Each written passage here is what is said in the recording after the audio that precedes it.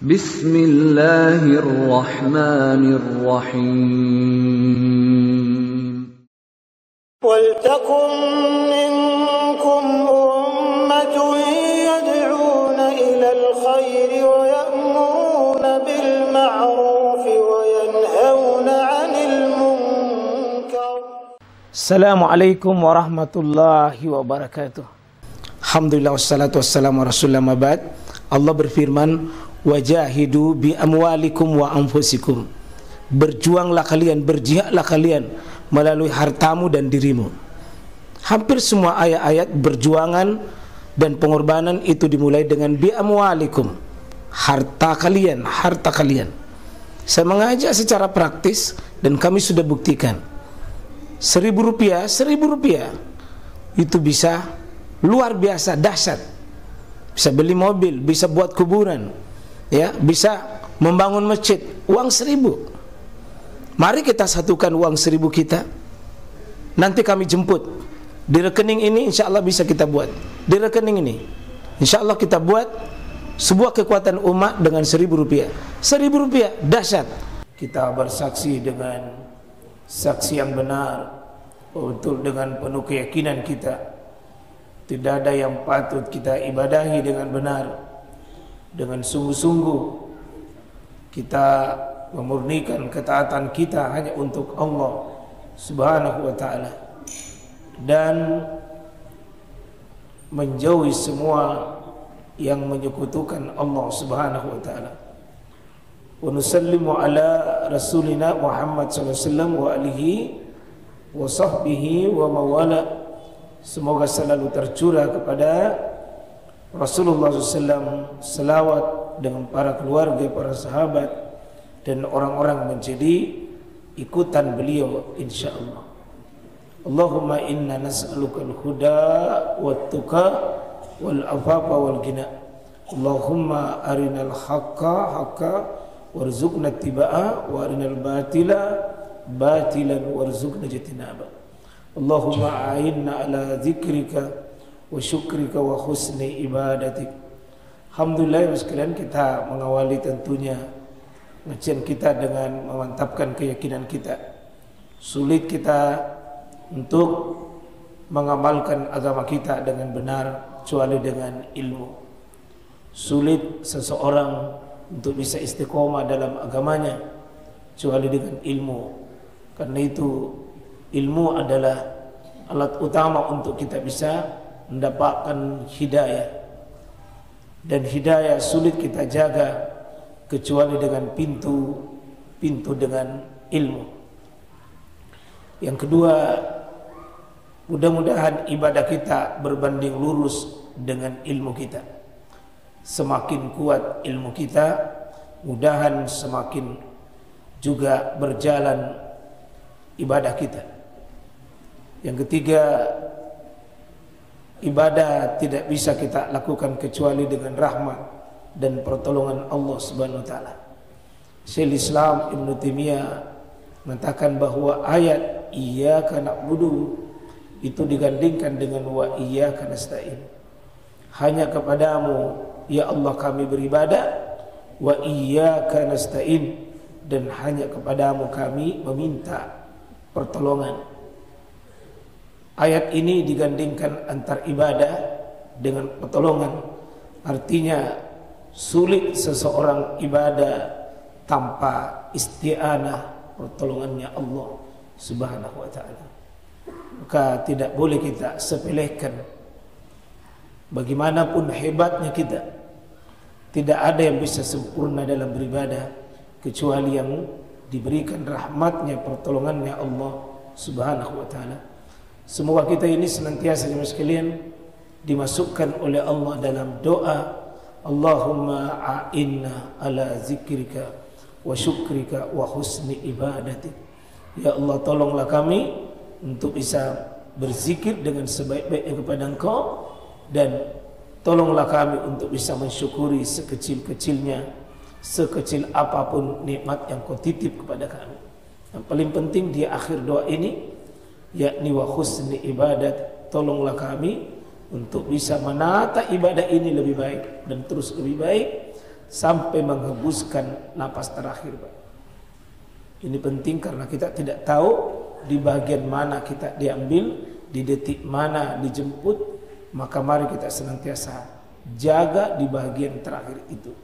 Karena innamal a'malu bil khawatim. Sungguh amalan seorang hamba itu ditentukan di bagian terakhirnya. Terakhirnya, Pak, kita program gimana kita bisa mengakhiri napas kita ini dengan husnul khotimah. Insyaallah kuatkan doa-doa kita. Jemaah sekalian, pembahasan kita masih di udud dan insyaallah kita akan masuk di pembahasan sesudah kita membahas tentang teknis berudu yang kita sudah tahu semua. Kita akan masuk di perkara-perkara udu. Ada beberapa hal yang berkaitan tentang udu yang insyaallah merupakan bagian dari tahara kita. Yang pertama, apa yang mengharuskan kita berudu? Kalau yang saya dapat dalam dalil, Pak, cuma 2 saja ini. Ini yang harus wajib ada udu. Ini wajib ada 2 udu, ini 2. Salat dan tawaf. Salat baik salat wajib maupun salat sunnah, itu harus ada udu. Tawaf di Baitullah itu mesti ada udu.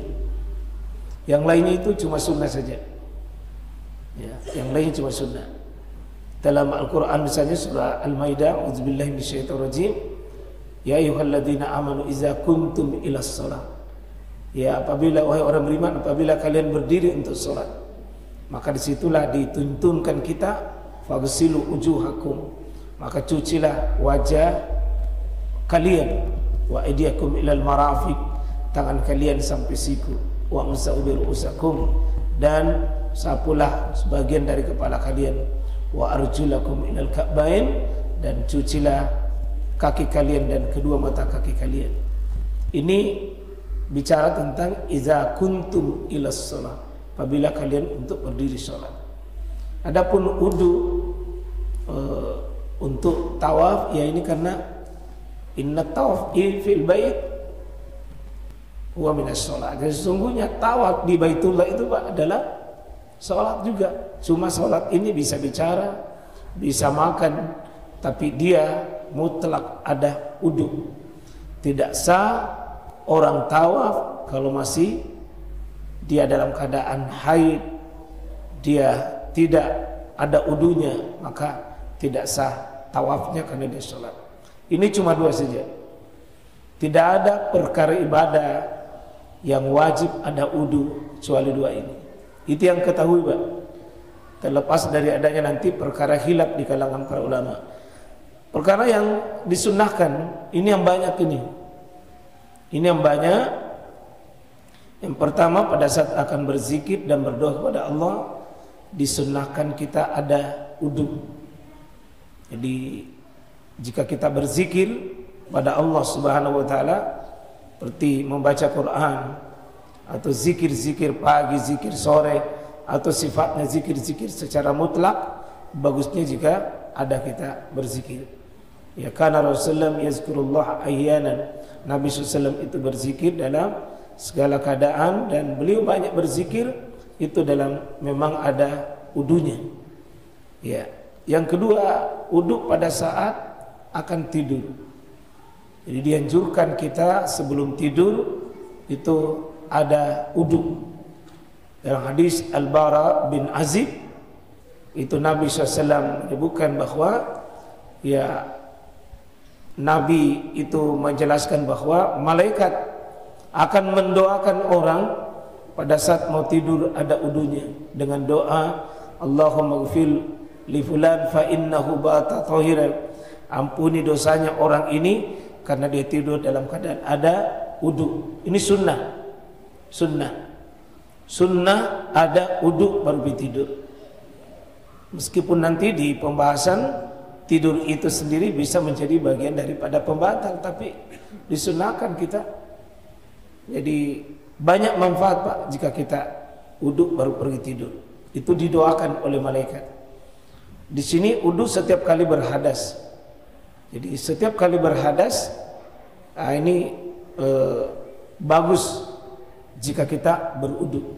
Dan inilah amalan sahabat juga, Bilal bin Rabah. Amalan Bilal, setiap dia batal wudunya dia pergi berwudu, dan sesudah berwudu beliau sholat. Dan itu yang menyebabkan kata Nabi SAW, ya Bilal, ma amilta fil Islam, apa yang kau amalkan dalam Islam ini? Karena sami'tu na'alaika, saya sudah mendengar bunyi terompahmu itu fil jannah. Apa amalanmu? Ya, apa yang kau amalkan? Kata Bilal, ya, ma indi arja ila Allah subhanahu wa ta'ala, tidak ada amalan yang aku pelihara kecuali bahwa setiap aku berhadas aku berwudu. Jadi memelihara wudunya, Bang. Walaysa zalika illal mu'min, dan tidak ada yang bisa memelihara wudu ini kecuali orang-orang beriman. Jadi sebenarnya ya tidak wajib, tetapi itu bagus sekali. Bapak yang mau mengajar sebagai dosen, bagus sekali Pak mengajar dalam keadaan ada wudu. Ya, kita keluar dari rumah bagus sekali jika ada wudu. Ya, mau kita melakukan perjalanan panjang bagus sekali kalau ada wudu. Yang keempat, wudu setiap kali sholat. Jadi ini sholat maghrib bisa dipakai wudu tak untuk sholat isya. Sholat isya bisa juga dipakai untuk subuh. Subuh bisa dipakai untuk duhur. Artinya selama tidak batal, tetapi alangkah bagusnya seandainya kata Nabi sallallahu laula asyukka, seandainya tidak membebani ala ummati la amartuhum li wudu'i li kulli shalah. Seandainya tidak membebani umatku, maka saya akan diperintahkan dia wudu setiap salat. Meskipun ada wudu kita, Pak, tidak apa-apa diulangi. Tidak apa-apa diulangi, dan itu hukumnya sunnah. Yang kelima, wudu setelah mengusung mayit. Jadi kalau ada yang sudah mengangkat mayit, itu sunnah dia berwudu. Termasuk kalau dia sudah juga mandikan mayit, itu disunnahkan. Wudu setelah muntah itu jelas bagus karena bersihkan diri. Kalau sudah muntah itu disunnahkan. Kemudian wudu karena memakan makanan tersentuh api.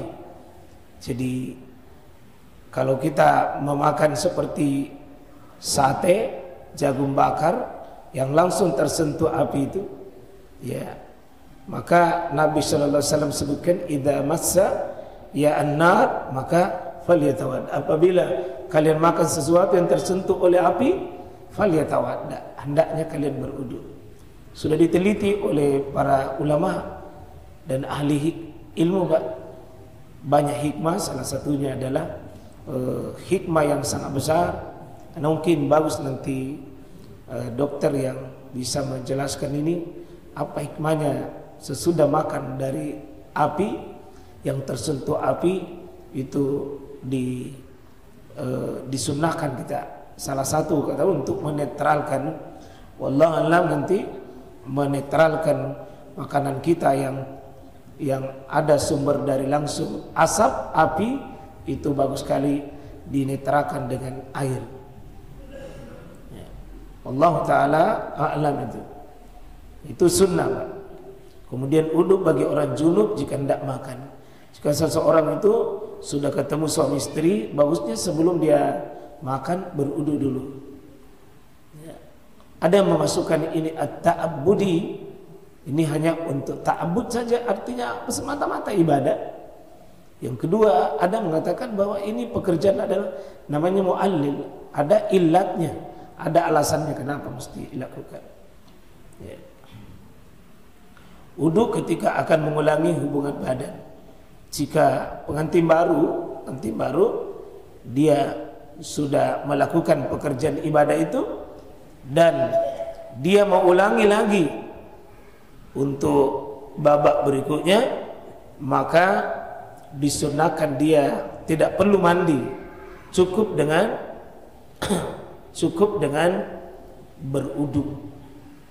Ya, karena wudu bisa menambah kekuatan, wudu bisa menyegarkan kulit-kulitnya, sarafnya dan seterusnya itu bisa. Jadi air Pak sangat bagus. Ya, jadi tidak perlu dia mandi. Kemudian uduk bagi orang junub jika dia tidur sebelum mandi. Kalau kita sudah ketemu suami istri dan tidak sempat mandi di malam itu Pak, cukup dengan beruduk baru pergi tidur. Cukup beruduk baru pergi tidur. Dan nanti mandinya kalau mau sholat subuh. Jadi cukup dia beruduk baru pergi tidur. Ini 10 yang kami ketahui. Ada yang lain seperti kita sebelum mandi wajib. Sebelum mandi wajib kan didahului dengan uduk. Maka hukum uduk di saat itu hukumnya sunnah. Yang hukum uduk sebelum mandi itu Pak, seandainya kita tidak beruduk baru mandi, langsung saja mandi tanpa uduk, itu sah mandi wajibnya karena dia bukan menjadi syarat, dia cuma sunnah saja.